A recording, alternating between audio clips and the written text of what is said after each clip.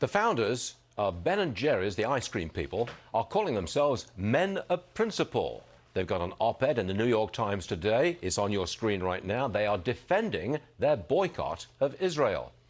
Eugene Kontorovich joins me now. Eugene helped write the anti-boycott laws that we have here, fortunately, in the United States.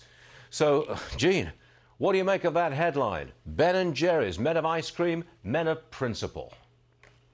There may be a principle involved, but it's not a pretty one.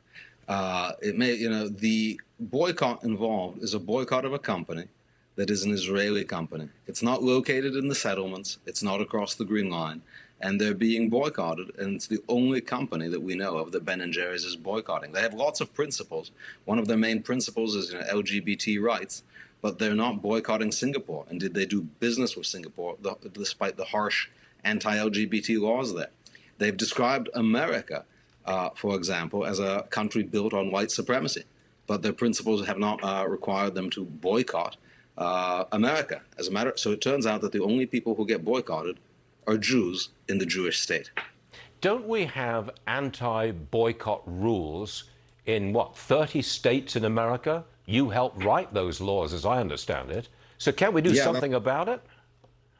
That's right. 32 states have rules saying that if you're that boycotting Israel is, as we see here, a proxy for bigotry and often anti-Semitism. And we see this very clearly here. The board of directors of Ben & Jerry's who were involved in this have a history of supporting Hamas and other radical organizations, anti-Semitic organizations. So states say, just like if you discriminate on the basis of sexual orientation or on other bigoted grounds, we won't do business with you. You have a right to choose. It's America. You can do business with whoever you want. But if you're refusing to do business with people simply because they're in Israel, because they happen to be Israelis, then we, the state, don't need to give you our taxpayer money, either in the form of government contracts or pension fund investment. Well, have we seen any of these 32 states take that kind of action? We've seen several already. So some states have begun the process of withdrawing their pension fund investments. States like Illinois, for example, New Jersey is likely to follow suit. Florida and Texas have begun this process.